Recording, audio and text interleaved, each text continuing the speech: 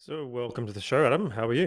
Yeah, great, John. How are you today? Good. So, look, it was really interesting you reached out, and I've always wanted to talk to you about this topic, loyalty, right? And there's a lot of conjecture depending on who you talk to whether loyalty exists. What is a loyalty program, all these kind of things. So, I thought, who better to talk to than yourself? Can you just give me a quick history about your current career trajectory and what you're doing right now? Yeah, so right now I'm founder and CEO of The Point of Loyalty.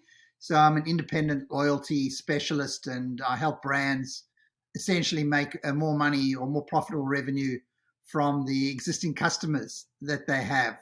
So I'm all about the abundance of customers that you have. And we do that often through loyalty strategies, programs, retention marketing, engagement programs. So yeah, I provide that sort of strategy, structure, research, financial modeling, and advice to ensure brands, as you said, create loyalty. And we'll talk about what that actually is, hopefully. So, just to be clear, then, this is mostly after the customer's been acquired, what you can do to maximize revenue and get continued purchase. Is that correct? Absolutely. Simply put, like you just said, it's look at the life cycle. You acquire, you onboard, they make a first purchase. Depends on the category, obviously. They make a first purchase, then hopefully they continue to behave in the way you want them to in that retention, growth, advocacy, referral, win back. So in the life cycle, I always, look, there's 5 odd stages, but loyalty sits in that, once they've purchased, in the retention, the growth, the advocacy, the win back. In those 4 areas of strategy and customer engagement is where loyalty potentially sits. First of all, though, what is loyalty if you had to define it? I love that area, and I'm fascinated because I continue to research what loyalty actually means from a consumer's perspective in terms of towards a brand, and obviously it depends on the brand and how the brand creates its desire with its consumers or customers. But in general sense, when I do my research, which you may be familiar about, called For Love or Money, which I've done 16 studies so far, I ask consumers, what do they think loyalty is to a brand? And there are 11 dimensions of loyalty. And I'm not going to go into all 11 now, but after the ranking and rating and assessing all these dimensions, loyalty to a brand is now defined by me as 3 pillars, or should I say 3 parts to loyalty. One is behavior. So behavior, in my view, is a transactional relationship. So I buy more or I come back more often. So frequency and spend, a behavioral loyalty. Then I have what I call belief loyalty, which is this dimension of love and some more emotional connections, that trust, that love, and that recommendation. So I really believe in the brand. I understand exactly what their purpose is, and I want to be, and it's that emotional connection. So belief, loyalty. And finally, belonging loyalty. So there's 3 B's: behavior, belief, and belonging. And that's potentially the greatest connection to a brand, is where you feel like you belong to the community. Just think of things like the Harley Davidson group, the Hogs group. They're really a community of connected people who love the brand. In fact, some of them even tattoo it on their body. And so they belong to the community. And there are lots of brands in the sports category, in various other passion places where community is built, and also with connection to a cause. So the long and short of it is it's behavior, belief, and belonging. And I put them into 3 circles, and it's almost like what I call the peak loyalty. So how to create peak loyalty for your brand is, how do you build behavior, how do you build belief, and how do you build belonging? And that's different for every brand, but that's what loyalty is. Okay, so then let's do the inverse. What does loyalty get confused with, or what isn't loyalty? Wow. You got me on that one. I think if you think of what it isn't when it's just a one-off. So back to the behavior, the belief, and the belonging. Essentially, loyalty is over the long term. So everyone needs to have this long-term perspective. It's not a quick in and out. So if people are switching and in and out, then they're not by definition loyal. So long-term is a key criteria to defining loyalty. So you're building the behavior, the belief over the long term. And the other element is, you're in a competitive environment. So people are grabbing your customers from you. and what part of their spend, or as they say, share of wallet, are they giving to your brand? So to answer your question, what is not loyalty is that one-off in and out, don't come back again. And interesting, often people think they have loyalty when they do these spike promotions, and they bring them in and then they leave. Yeah, so this is the thing, and I think this is probably where some of this conjecture comes from, this Ehrenberg Bass findings. And Paul Byron is misquoted all the time. People go, "Oh, there's no such thing as loyalty." Byron says loyalty doesn't exist. And he's like, "No, I didn't say that. I just said the amount of actual loyal customers you get is quite small in proportion to your total customer base. So if you want to be a very large brand and your only focus is on these types of crazy sort of buyers and loyal buyers, then by virtue, you're going to restrict your growth potential." So his argument via the light and heavy buyer effect is that there's way more people who will buy from you very infrequently than there are frequent buyers and people who chop and change between different brands. And that's true to a certain extent. I mean, yeah, sorry to talk through you, but absolutely. I mean, I think you'll often find, and the argument often is put to me is that you've got Woolies and you've got Coles, and they've both got loyalty programs, but what proportion of their member base or their customer base is genuinely only uniquely shopping at them all day, all week, every week, all throughout? What tiny percentage? But that's how you define loyalty. If it's an absolute purist and it's a small group that never go anywhere else, but there are others that maybe shop around a little bit, but maybe put a bit more in there. So I hear what you say with the way you defined, um, the small portion of customers that shop at you always or love you forever. Okay, so you mentioned Coles and Woolworths, which are the supermarket duopoly in the Australian region. I'm sure, like all countries, have their big two brand equivalents. So for American listeners, this would be like Walmart versus Costco. When I think of a loyalty program, and I suppose I like how you're sort of taking this from a customer's perspective, because it's very different to perhaps how a marketing industry person would use this term. But I'm a big proponent of asking the customer what they think it is. And look, correct me if I'm wrong here, but generally when I say loyalty to someone, they think it's some kind of points program or some sort of membership benefits or something that encourages, me to buy off them more so than competing brands that may be direct competitors. And there's some sort of like incentive for me to do so. So maybe I get some points that rack up, I can redeem, or maybe I can upgrade, or there's some sort of exclusive packages and things like that. So then I feel sort of like I'm in a bit of a club. They take care of me, I take care of them, but maybe I still purchase off direct competitors and maybe just less so than I would have otherwise have done. Is that a fair assessment, or what's the difference between loyalty and membership or points programs? A lot of what you said is a lot of what you said is fair, although I think the first myth I'd like to bust is a loyalty program is not a points program only. Everyone is educated around that. And a loyalty program is not a discount program only. There are a range of structures that programs are built around. Yes, points have been used since we were little kids.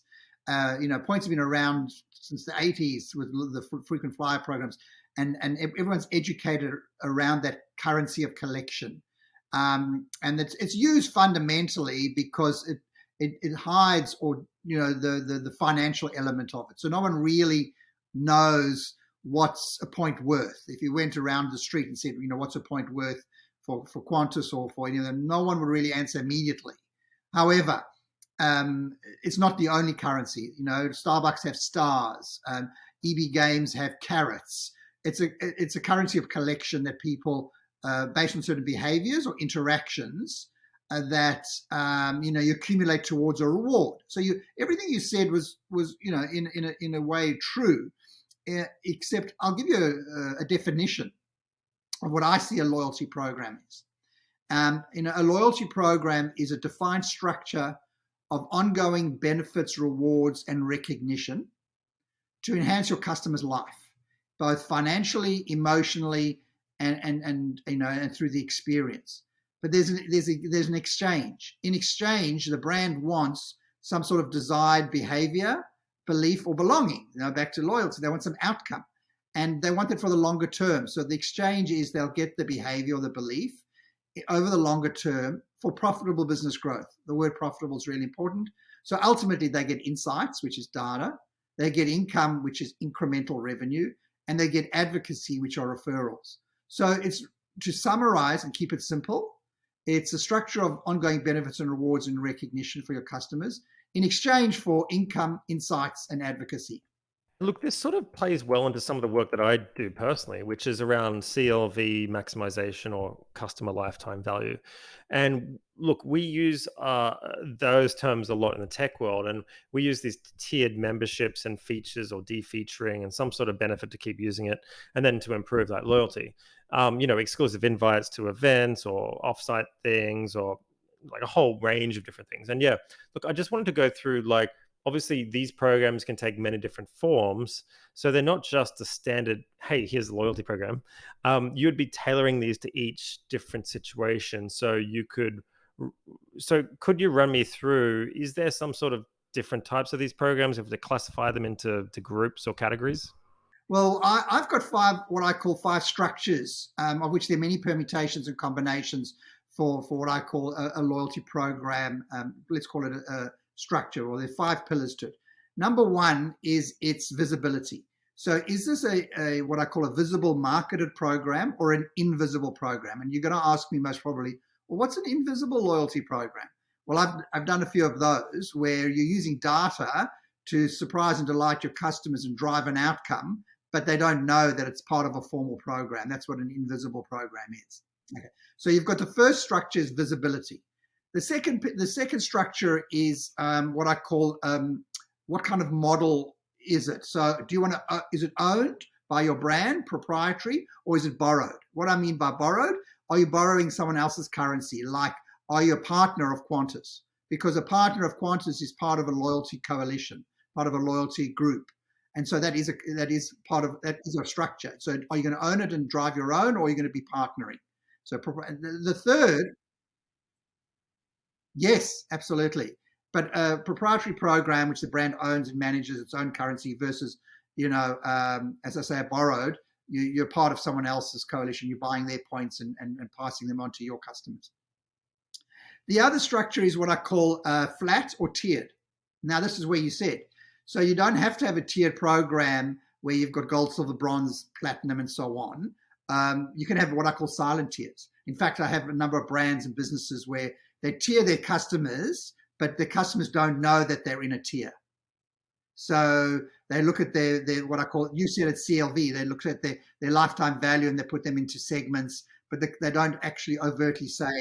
Well, we call them some sort of cohort analysis. Cohort analysis, I like that. Very, very nice. Yeah, I call them value segments, but yeah, same thing, most probably when you execute it. But I call it flat program versus tiered program. And a flat program is exactly that. There's no one overtly knowing that they're getting better or worse benefits. They're all getting the same. Then we've got the fourth tier is the type, and that's where everybody gets in. So you can have what I call collect, earn and burn, or a currency of collection, which is where you're earning something to redeem for something, earn and burn, or you can have what I call a package of benefits, or you can have a combo. So package of benefits is no currency. It's like you said, it's a club. You get a range of certain benefits and maybe just discounts. That's financial. You get other benefits. You're part of a group. You get exclusive rewards. You get experiences. But there's no actual, as I said, currency that you're collecting. So you've got two types, but you've got a combo. And the fifth layer, which I call in my structures, is subscription, which is paid or free, or a combo. So again, Amazon Prime is a loyalty program. It's a paid program with a heap of benefits, and they have their reason. So back to if you remember my definition, it's still a loyalty program according to my definition, even they call it a subscription program. And so there's a whole range of elements to paid versus a free. So there's 5 areas of building a program structure. And as you can hear, you go through the strategy and you work out which one of those pieces form your structure. And then the fun begins. and then the fun begins. So that's great. I mean, I just want to go through some examples because as you were talking, I was on my phone, and the thing that came out for Uber, and Uber's been trying to get me to go from this casual user paying the trip member to like a casual user to a member sort of program where you get 10% off and all these kind of other features and benefits, blah, blah, blah, blah. So I just feel like a lot of that, and Amazon Prime is probably another prime example of this.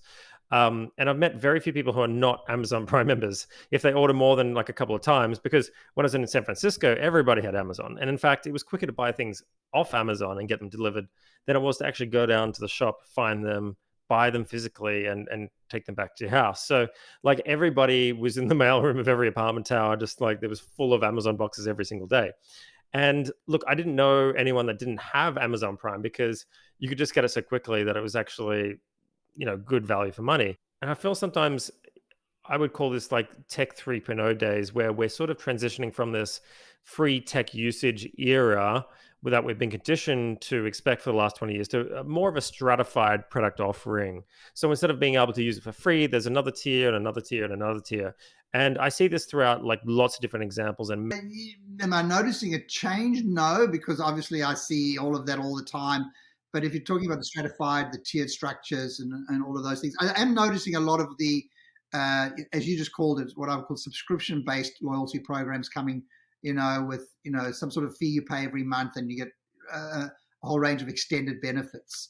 So you talked about Uber, and I know they've launched their new program, and off the back of what you just said. So I guess that they standard elements, but all the numbers have to be done behind the scenes. The data has to be analyzed to make sure that the return to the business, with the ongoing income from a subscription versus the value you provide. I mean, there's some financials you really need to look at, and it's like going to a gym kind of thing. perfect. Then let's get into an example, because this is what you do professionally. And I'm really interested. Do you have like a methodology or a framework or like a step-by-step process that say that, hey, I'm a company and I've always thought about doing some sort of loyalty program or membership program or whatever you want to call it. And there's ideas floating around, and the people going, oh, we should do this, we should do that. How do you attack this? Is there some sort of framework you use, or what's your process here or your secret sauce? Yeah, let me give my secret sauce away to your millions of listeners. The first question I always ask is why. Why do you want a program? So number one, there's what I've got 7 zones. Let me go through the 7 zones of of developing a powerful program. The 7 zones. Number one is the business and your objectives. That's the question why. Why do you want a program? I've got 9 reasons for a program that I get brands to identify, and then I get them to qualify what's the most important reason. But they'll usually it goes to, depends on the brand and the business. It usually goes to frequency of spend. I want them to spend more often, usually. But there are, as I say, 9 reasons for a program. And a lot of them also want more data, which is another conversation we could go down a rabbit hole on if we want. But the first zone is business objectives. Why? Why do you want a program? And what I do, which no one else does really, that I know of, is ask the brand, well, what is loyalty? Do you really need a loyalty program? So back to loyalty is not a program. What is loyalty? And then, oh, no, we want a program and we know why. Okay, so zone 1 is business objectives. Zone 2 is your customers and or your members. Customers, let's call them. What is their current behavior, their belief, and their sense of belonging to your brand? So what insights and data do you have on their behaviors? And that's usually where people go to. How often are they spending? How much are they spending? What product?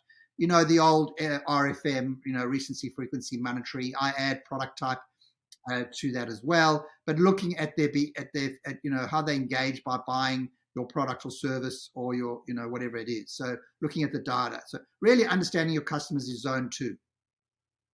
And then zone 3 is what I call your program. So now we know why you want a program. We know your behavior customers.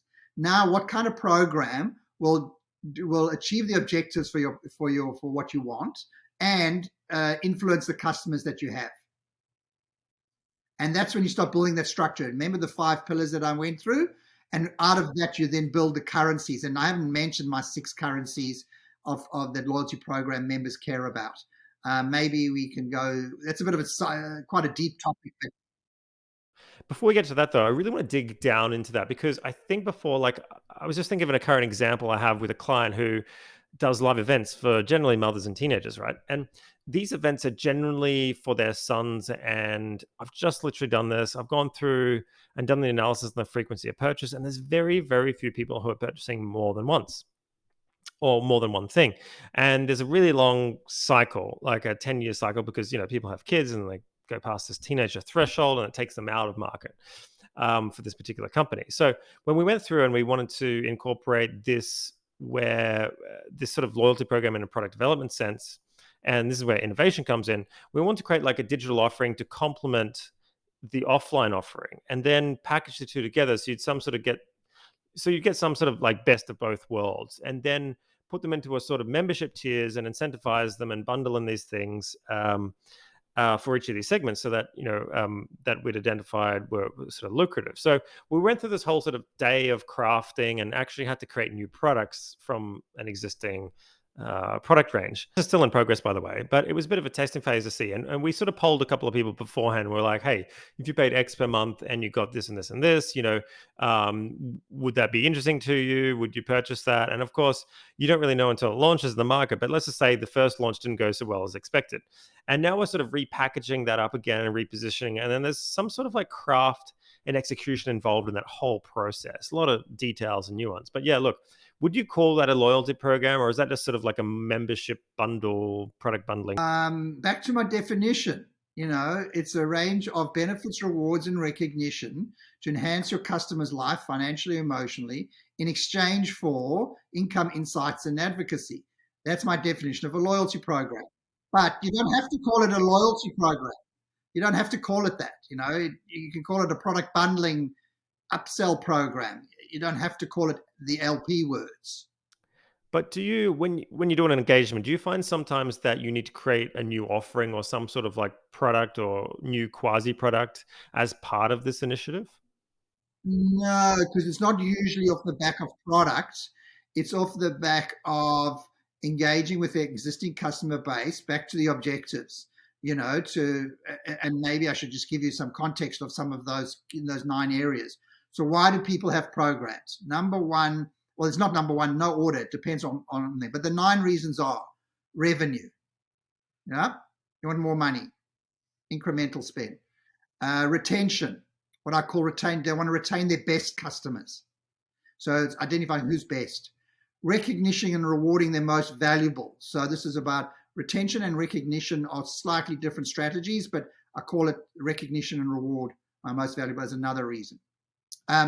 The next one is driving referrals or advocacy is a reason for a program, potentially. The next one is they actually see programs to acquire new customers, acquisition, which is debatable. We could have another podcast on that whole debate as well, whether you acquire customers. However, they do see that as. So acquisition, coming from the point of perhaps differentiating your sort of loyalty program into something that's a bit more attractive compared to other direct competitors. And then they go, oh, wow, hey, yeah, absolutely. Correct. And absolutely. And so can we measure acquisition of new customers off the back of a program, acquire? And then we've got, I'm sorry, you got me on, I think I'm on the 5 of the 9. And then we've got data. So a reason for a program, we want more data.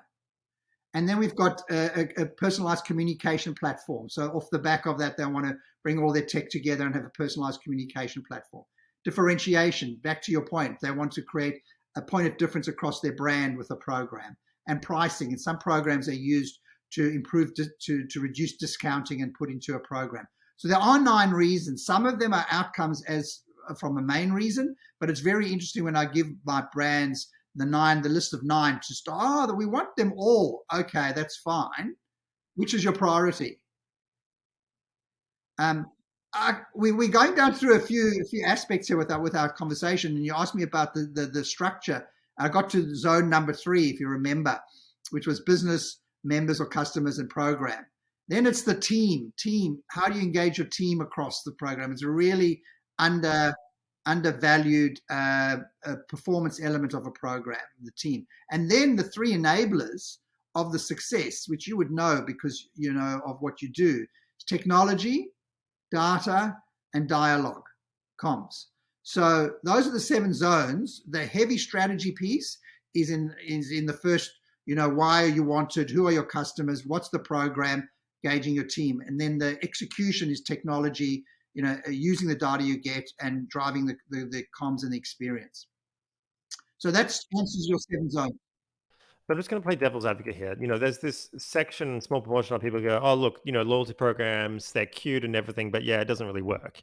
You might as well just go after your light buyers, get a bigger brand, do distribution, all that kind of stuff. What would you say to that from your experience? Some of the programs that you've been involved in, maybe look at before and after states and that measurement piece there.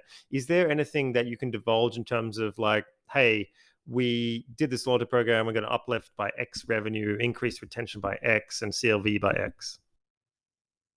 Well, you bring up a really important long-term success factor of a program, and that is what are you measuring? What are your measures of success? Back to objectives. And so, if you're asking me for specific results, I can't divulge my clients, but what you look in the public domain, if you researched up brands that are prepared to share any of their data or insights on the success of their programs, you'll find them mostly talking about a measure called our members spend X times more than our non-members. Now, I believe that's a misleading, hang on, I'll say it again. I believe that measure is not as useful as others. It's kind of useless because of a correlation versus causation. Members, by definition, will spend more because that's how they join the program. They correlate to being in your program because they're already spending or behaving in a good way. But is the program actually causing an incremental increase? So measuring, we can discuss that whole thing about correlation and causation if you want more, but measuring the success of your program, again, is really back to your objectives. So if it's a revenue driver, it's got to be incremental revenue driver. If you want to create a lifetime value, then what are you measuring from your members? Is the lifetime value increasing across segments of your base? If you're measuring referrals or net promoter score, advocacy. But the most important measure, is return on loyalty program investment, which is incremental revenue in from your program, incremental extra spend, minus, based on all the offers and benefits and behaviors you're changing and everything, less the cost to run the program. That's the cost of rewards, the cost of giving everything, the technology, the consultants, everyone, the labor, incremental minus cost, net profit. Yeah, I like it. I think incrementality tests and revenue is great for any marketing or sales sort of orientated activity. And it doesn't get done enough. And I think you raise a good point here. You need to benchmark what was happening before in all your cohorts to a pretty detailed degree. So then you can make a measured assessment after the program's been released. Otherwise, from what baseline, you don't have any measurements. And you're just kind of like, well, I think it did something. You actually spot on. That's in setting objectives, because like any objectives, it's from this to that. You know what an objective, obviously, you know what objectives is. How much of what by when?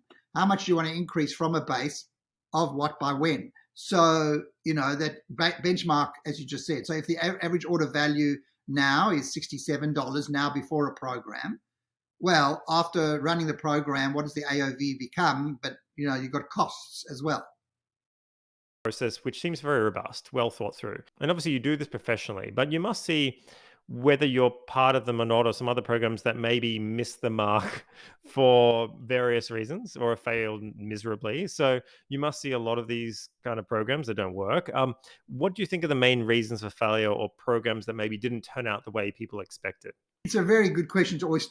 I like to go from failure as well to make sure success happens, and sort of black hat thinking. And so actually there's 10, I've counted about 20 factors, failure factors in programs. So I'm not going to go through 20 because I'll really focus on, the top 5 or 10.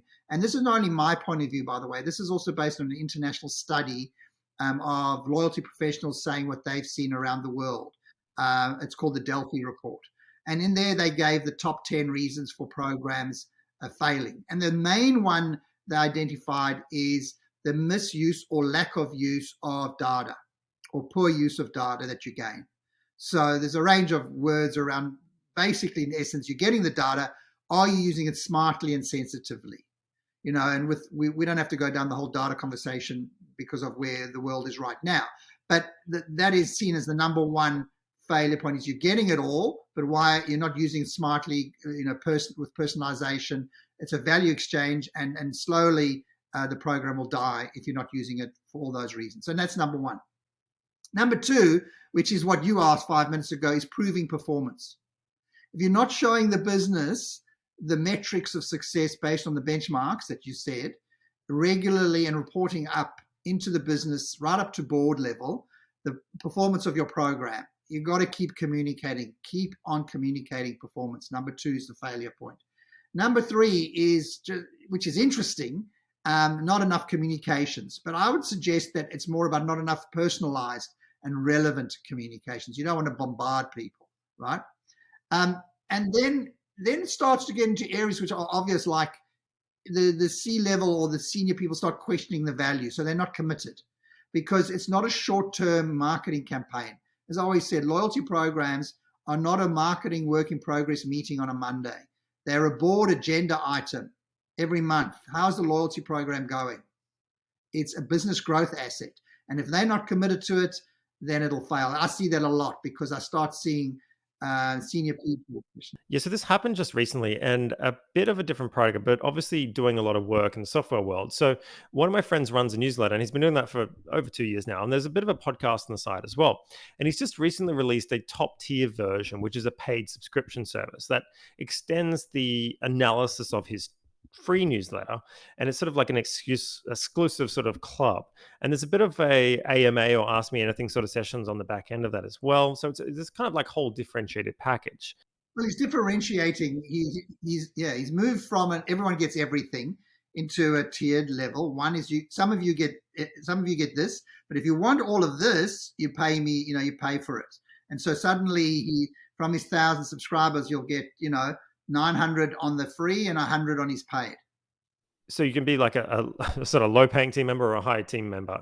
And again, there's a membership program, but it's a bit different. But again, he's sort of rewarding those people who are really, I would say, into the things that he has to say and want the next level of attention.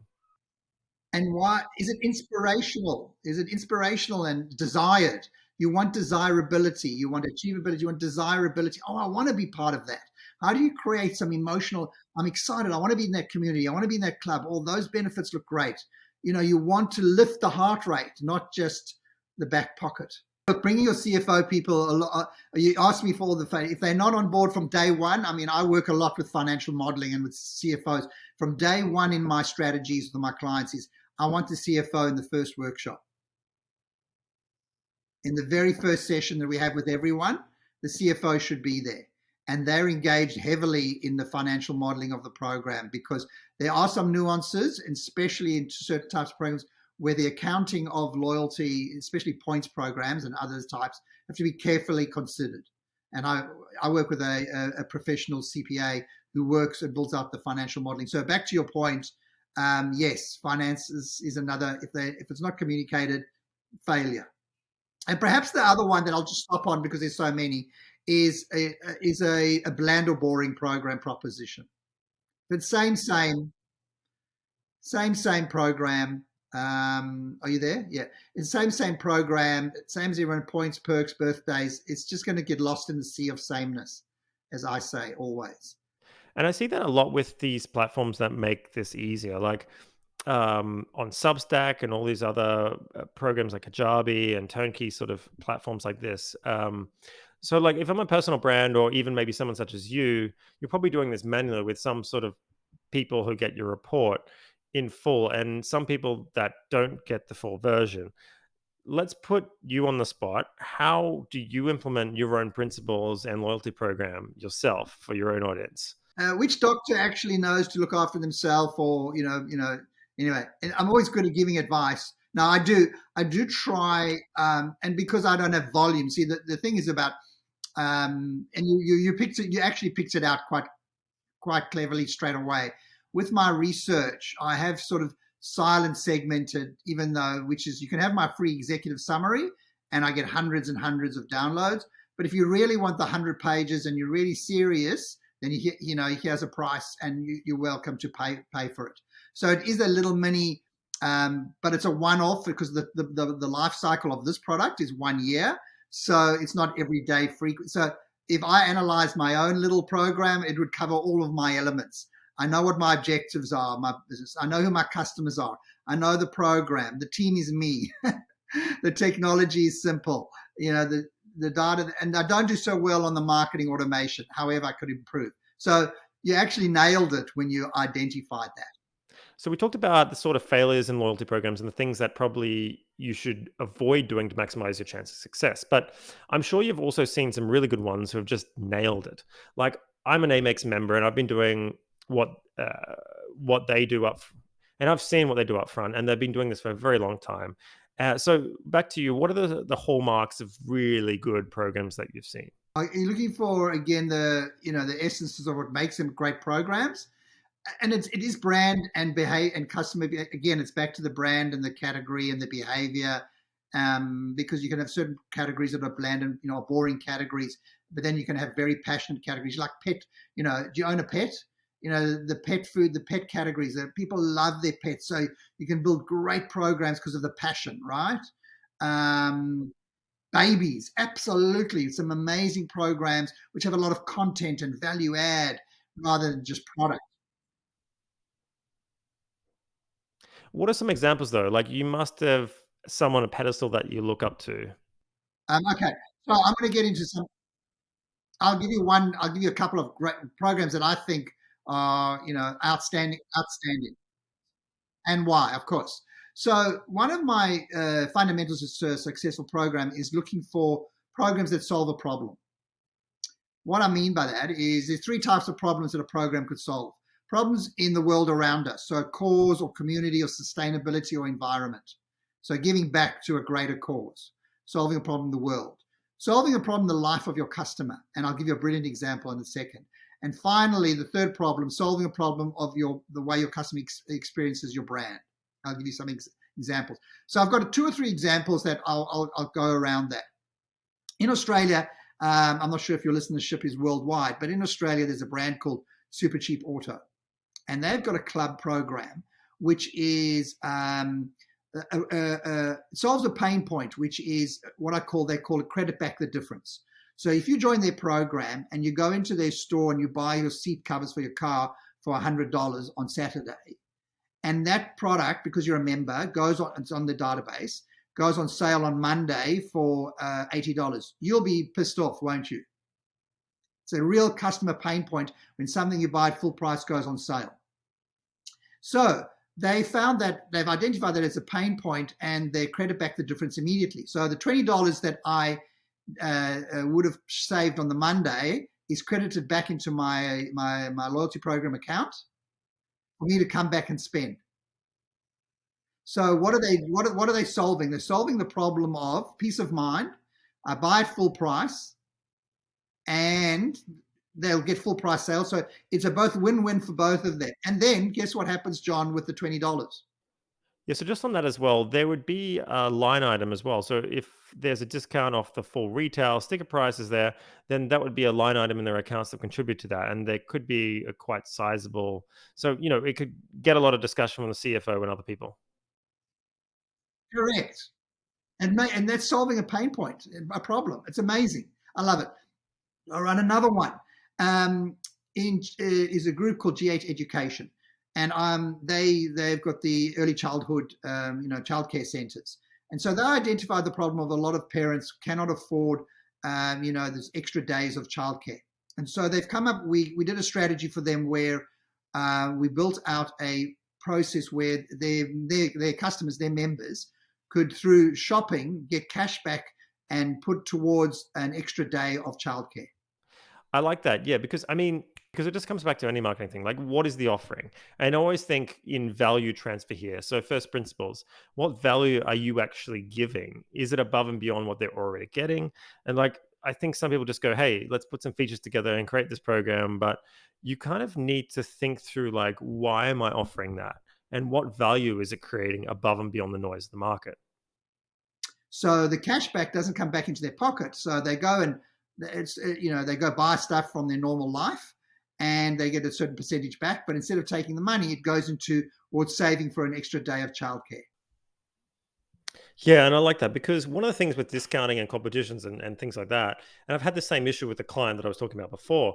We were going to bring in this program and we're changing the pricing. We thought we're going to have to lower the pricing for one of these existing offerings. And if I then advertise to the people who just bought the pricing last month at full price and they see this ad, they're going to be like, hey, it's now this lower price. And they're going to get really annoyed and they're going to ring up and go, well, hang on, why do you do that? And it creates a lot of animosity. So that makes complete sense to me. So again, solving a problem, a loyalty program solving a problem. Brilliant. And the third one I'll just finish off on because I've got a list that can carry on for another 3 hours. And the third one I'll just hang on to is the QSR business called Grilled and their relish program. And they've got the eight and donate. Yeah, eight and donate. And there's a beautiful one where your eighth burger, you have the option to eat it, get it for free, or donate it to. And they got a partnership with Vinnie's, so they've donated over 50,000, the equivalent of 50,000 burgers as a result of their membership program. So uh, it's amazing. And in fact, if you want to link to an interview I just finished with the head of their loyalty program, she explains it beautifully in an article that I just wrote on her. So this is kind of like when you go to a cafe or a place and it has this like little card and it has stamps and the 10th one is free. Is that right? You can either, take the free one or you can donate it. Yeah, but this is digital. This is digital. This is not a card. Yeah, but yes, you. Digital. So coming back to that, those little cards that you see, they're like, hey, this is our loyalty card. And what would you say to that? The cafe one, which is like a row of 10 coffee cups, and the 10th one you get free. Would you call that a loyalty card? Well, I don't know if your viewers can see. Sorry to you put me on the spot, but here's my little loyalty card for my Fergus up the road, and in fact, I think I'm tomorrow. Tomorrow's my free one. Ah, so you're a victim of your own success. I see. Okay, nice. Well, better question. If I wasn't coming up, if the card wasn't coming up for a free one, would you still go there or would you go somewhere else? That is that is a brilliant question, and that comes back to something that a lot of people say about loyalty programs, which is we're giving away, you know, something free to people who shop at us anyway. And that is actually a key question to answer in why you have a program. So to answer your question, does this motivate me to? Yes, I love the coffee. I love my barista. It's very local. So if they didn't have it, I'd most probably still go there. However, I know my behavior when I see when I'm coming towards the free, it just keeps me going. So maybe you don't want to see your behavior because, like, oh, geez, I spent so much on coffee every week. Well, I know what I spend a year. I know what because I'll tell you a little story quickly. You'll love this one, John. One year I stopped buying coffee, and every day, it was many years ago, I put the $4.50, the literal cash, the real cash, into a jar every single day. And at the end of the year, I handed the jar to my wife, and we had something like $1,500 worth of money towards a holiday. And it was a crazy year that I did it. It was about 4 or 5 years ago. And now you've gone back to drinking coffee again. Enough said. I love coffee, so I get it. Yep. I think this podcast has gone from what is loyalty, why a loyalty program, what are the failures, and coffee. Seriously, this has been the best podcast I've ever been on. I love it. That was fascinating. Thanks for sharing. I had no idea. Okay, well, back to you. I got a couple of quick fire questions. I think that was really good, and I think this is the perfect overview of a loyalty and rewards program. What they are, how to create them, and the steps to take, and exactly this is pretty much exactly what I wanted to get out. So thanks for that. But there's 5 questions to finish. What is a book you're reading right now, or have recently read that's really changed your life or your thinking for the better? Oh my gosh, I love reading. I have 2 books every day that I read, one in the morning and one at night. You might find that crazy, The night one is it's not heavy thinking; it's more a relaxing book. And the morning one that I read is heavy for work or learning. Book I'm reading at night that I just found it's just an amazing. It's got nothing to do with work or loyalty programs or business. It's called An Encyclopedia of an Ordinary Life. And here I've got it here because I was brief. It just is. I'm loving it, but it's certain kind of. And I'm not going to say everyone's going to love it, but it's just a fascinating read by a lady. Unfortunately, I think it's passed away, and she goes through the alphabet about her life. But there's so many insights in every single letter and things that it's beautiful. So you ask me which book? That's my book at the moment. Never mind some others that are amazing. I don't know if you've read Brand Currency by Steve Susi about Amazon. Amazing book. Stolen Focus. This whole book about all our focus being stolen away from us is another brilliant book I've just finished. So yeah, we could go another podcast on books. Okay, great. So what about your favorite sort of sneaky website that is on your sort of favorites list and that's really good and you want to divulge to people? There's nothing extraordinary that I'm going to say. My go-to site is one and one only, which is LinkedIn. I live on LinkedIn as daily, or I'm pretty much addicted. I don't do any other socials at all. I don't have. I think I look at my Facebook account once a year on my birthday, and I don't do anything else but LinkedIn. So that's where I go all day, every day, to be honest. Yeah, what about a piece of tech that you can't do without that helps you get your job done better? It could be software or hardware. I'm a bit of a Luddite, if that's the right word in terms of technology. I think that means that I'm not as tech savvy as my 20-year-old, my 17-year-old, and my 13-year-old. My phone obviously oh, doesn't. Um, you got me on the spot. Oh yeah, my juicer. Okay, my juicer every morning. My celery juice, my juicer. I'm giving away my whole life to your million listeners here. Celery juice. Well, we're talking about it the other day, actually. It's pretty funny. Very cleansing, very tasty. Okay, what about a really good quote or meme that just makes you laugh every time because it's so true? Yeah, I love that question. And there are actually some great ones in that book that I just mentioned. But perhaps I'm going to be a bit self-oriented, and the one that I love is the one that I've come up with, which is mine is my little meme for my loyalty programs, and I've got many. But the one that I love the most is volume is for vanity, activity is for sanity, and revenue is reality. Nice. So it's a variation on Warren Buffett's, like, it's an accountant thing, isn't it? Yeah, like, I like it. Okay. Yeah, it is a variation. Yeah, but everyone talks about how many members they've got in their program, and that's a vanity metric. And I say, well, how active are they? Now, obviously, we've talked a bit about what you do, which is why we're talking. But what company do you work for? What's the URL? Give me the spiel. Thank you for asking. So my business is called The Point of Loyalty. It's thepointofloyalty.com.au.